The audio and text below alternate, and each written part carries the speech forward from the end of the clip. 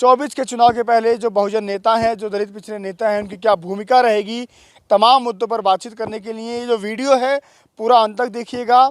बहुत अच्छा चर्चा होगा और इस वीडियो में बहुजनों नेता जो हैं, बहुजन नेता हैं, उनके मुद्दे पर बातचीत होगी। बातचीत करने के लिए मेरे साथ इस समय राजनीति के विश्लेषक, बहुत जानकार और खोजी पत्रकारिता भी करते हैं, ये लोटन राम निषाद जी मौजूद हैं। किसी परिचय का मोहताज नहीं है। बहुत बहुत स्वागत है आपका। धन्यवाद है आपके चैनल को। सवाल यही रहेगा, चलते चलते बातचीत करते हैं कि यूपी के जो दलित पिछड़े बहुजनों के नेता हैं, उनकी इस समय या वो सत्ता से बाहर हैं, लेकिन सवाल उनसे होगा जो इसमें सत्ता में बने हुए हैं, क्या वो सही मायनों में अपने समाज की, अपने विभाग की आवाज़ या समाज की बात कर पा रहे हैं वो लोग? इस पर बातचीत करते हैं। क्या लगता है आपको? देखिए, वर्तमान परिवेश में अगर देखा जाए तो जो लोग भी विशेष करके ओबीसी पर चर्चा करना उचित रहेगा कि ओबीसी के जो नेता हैं आज जो है कि बड़े दम बढ़ते हुए भारतीय जनता पार्टी को जो है कि पिछड़ों का और दलितों के हितैषी बताते हुए आघाते नहीं हैं।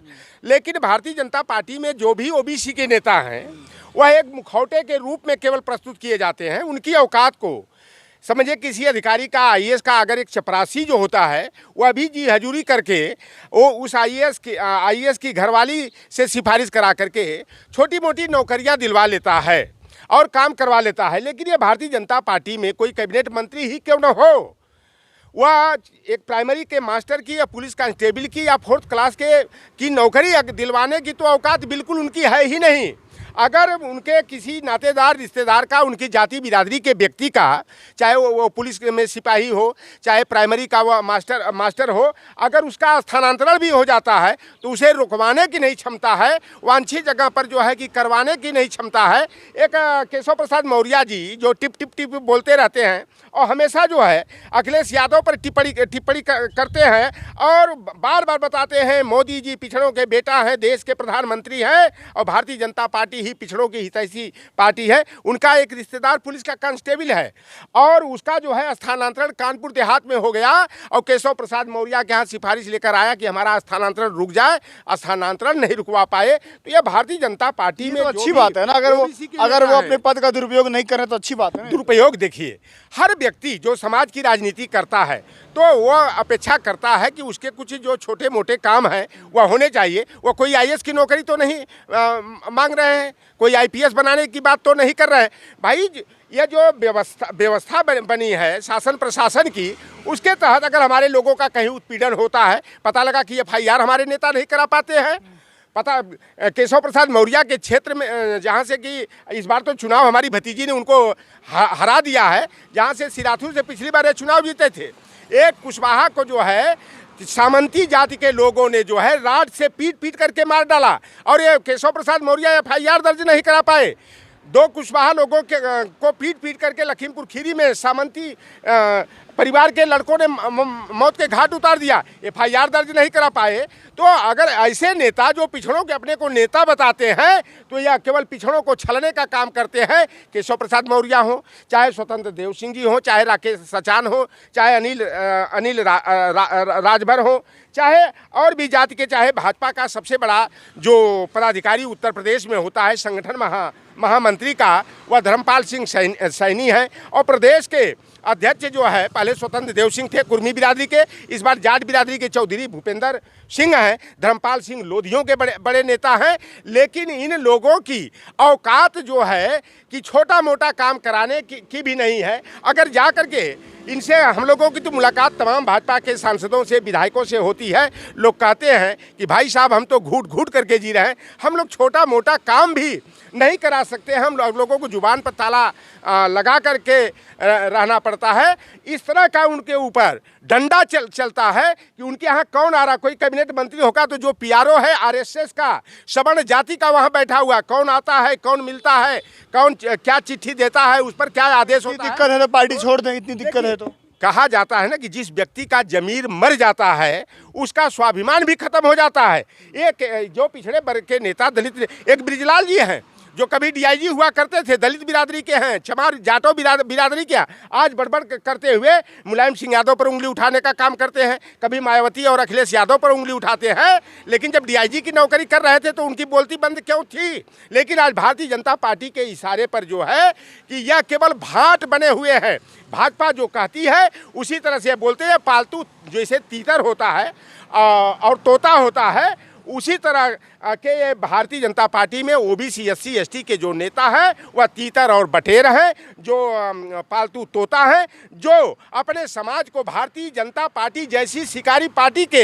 हाथ का शिकार बनाने के लिए। हम देखिए निषाद बिरादरी के हैं, तो हमारे बाप दादा अपने देखते थे कि मछली पकड़ने के लिए बड़ी सी बड़ी मछलियों को एक बंसी होती है, कटिया होती है, इस तरह से उसमें चपड़ी एक छोटा सा जीव होता है जो नदियों में पाया जाता है, और केचुआ होते हैं, आप देखे होंगे। तो केचुआ को जो है कि गोद करके बड़ी सी बड़ी मछलियों का शिकार कर लिया जाता है। तो भारतीय जनता पार्टी जो पिछड़े दलित वर्ग के जो नेता हैं, इनकी औकात जो है चपड़ी और केचुआ की तरह है। भारतीय जनता पार्टी शिकारी है और पिछड़ों दलितों को शिकार बनाने के लिए पिछड़े दलित वर्ग के नेताओं को मुखौटा बना करके, चारा बना करके शिकार करने का काम करते हैं। इनका जमीर जिंदा ही नहीं है, जमीर मर गया है और निज स्वार्थ में जो है कि अपने कौम का पैर काटने का अधिकार छिनवाने के षड्यंत्र में लगे हुए हैं। लेकिन अब पिछड़े वर्ग का स्वाभिमान निश्चित रूप से जागृत हो रहा है, और वह कौन उनका असली नेता है, कौन नकली नेता है, कौन समाज के लिए जीता है, मरता है, करता है, वह अब यह समाज समझने लगा है। अब इस तरह के जो नेता हैं जो दरिंदगी समाज के साथ करा रहे हैं, आगामी चुनाव में अगर ये जनता के बीच में जाएंगे, अपने समाज के बीच में जाकर के सम्मान और स्वाभिमान की बात करेंगे, तो इन्हें माला फूल नहीं मिलेगा बल्कि जूता और चप्पल मिलेगा। वह हैसियतें बना चुके हैं अपने निजी स्वार्थ के लिए। अच्छा, अखिलेश जी पे लौटते हैं। अखिलेश जी लगातार 22 के चुनाव में तमाम मुद्दों को लेकर चर्चा में रहे और जातिगत जनगणना की बात की उन्होंने कहा कि हमारी सरकार आएगी तो 69,000 शिक्षकों का जो मुद्दा है उसको सॉल्व करेंगे, और जो हक अधिकार की बात है, जो अन्याय हो रहा है सरकारों में, उसको न्याय दिलाएंगे। लेकिन समाज ने उनका साथ नहीं दिया। लेकिन 5 लाख वोट का अंतर था। पूरे विधानसभा की बात करें, हार थी उनकी, लेकिन बहुत छोटी छोटी हार थी, लेकिन हार तो गए ना वो। देखिए, जो 2022 का चुनाव हुआ, हमने भी आकलन किया था, ज़मीनी सच्चाइयों को कुरेदा था। 260 प्लस सीटें जो है समाजवादी पार्टी और उसके जो गठबंधन थे, निश्चित रूप से वह जीतने की स्थिति में थी। गलतियां कहाँ हुई? देखिए, एक जो है कि ये नहीं कहना कि मैं बड़बोलापन की बात कर रहा हूँ। जिस तरह से मुझे पिछड़ा वर्ग प्रकोष्ठ की समाजवादी पार्टी में प्रदेश अध्यक्ष की जिम्मेदारी दी गई थी, तो मैंने माइक्रो सोशल इंजीनियरिंग के तहत जो है कि छोटी छोटी जातियाँ जो हैं, जैसे बंजारा हैं, नट हैं, लोहार है, कुहार है, सोनार है, तेली है, तमोली है, बरई है, गुजर हैं, इस तरह की जातियों को मैं जो है संगठन में सम्मान देने का काम किया था। और मैं जब सामाजिक न्याय की बात करता था तो पिछड़े वर्ग के साथ साथ जो है कि दलित वर्ग को भी वो पसंद आता था, और लोगों को यह महसूस होने लगा था कि लौटर राम निषाद कम से कम बहुजन की बात करने वाला समाजवादी पार्टी में एक नेता है।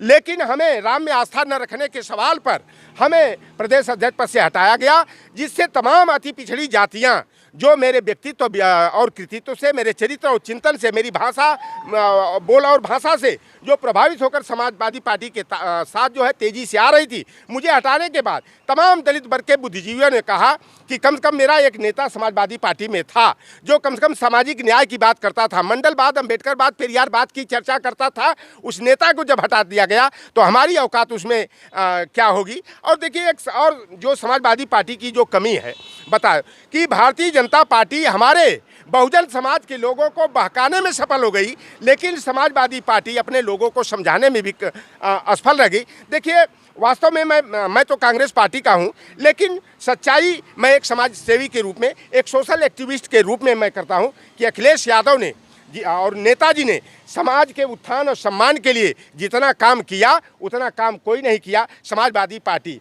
मुफ्त पढ़ाई, मुफ्त दवाई, मुफ्त सिंचाई की योजना को लागू किया। तमाम लोग जो है किडनी के मरीज, हार्ट के मरीज जो होते थे, जो कि बेचारे धनाभाव में अपना इलाज नहीं करा पाते थे, तो गंभीर से गंभीर बीमारियों के इलाज के लिए समाजवादी पार्टी की सरकार ने, अखिलेश यादव की विकासवादी सोच ने जो है कि उनको इलाज कराने के लिए जो है कि व्यवस्था कराया। कन्या विद्याधन योजना की इंटर के बाद जो है लड़कियों को 30-30 हज़ार रुपया, ताकि तमाम पिछड़े दलित वंचित वर्ग की लड़की बेटे बेटियां होते हैं जो गरीबी के कारण नहीं पढ़ पाते हैं, तो अखिलेश यादव ने कन्या विद्याधन की योजना लागू किया। लैपटॉप और टैबलेट वितरण का काम व्यवस्था किया।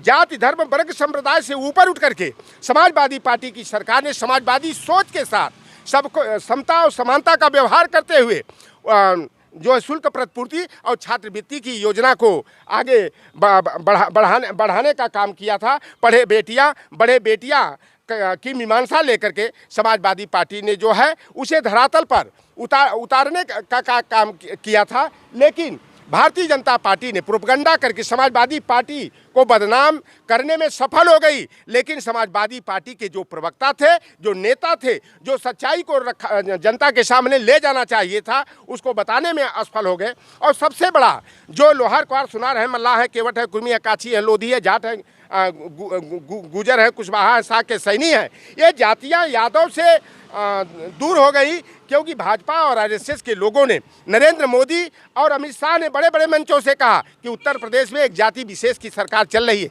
86 में 56 यादव एसडीएम बना दिए गए। अभी आप देखे होंगे, अभी 1 महीना पहले जो विधानसभा की कार्रवाई चल रही थी, जो अपने को योगी और संत कहते हैं, बाबा कहते हैं, योगी आदित्यनाथ जी ने सदन के अंदर कहा था, एक हमारा पलटूराम भाई है, उसको इशारा करते हुए, यह ओम प्रकाश राजभर देख लीजिए, जो आप लोगों का हक लूटने का काम किया, हिस्सा लूटने का काम किया, ये वही लोग हैं जो 86 में 56 यादव एसडीएम बना दिया था। यही प्रचार 2011 की यूपी पीसीएस की जो भर्ती हुई थी, जिसका परिणाम 14 अगस्त 2013 को आया था, और एक एंकर पुण्य प्रसून वाजपेयी था जो आज तक में एंकरिंग कर रहा था, उसने दस्तक नाम से 1 घंटे का इसी पर 86 में 56 यादव एसडीएम बनाने का प्रोपगंडा किया था। लेकिन सच्चाई क्या थी कि 30 में 5 यादव एसडीएम चयनित हुए थे। लेकिन एक हमारे यहाँ कहावत कही जाती है कि झूठी कहे सो साची होवे और साची होवे सो झूठी होवे।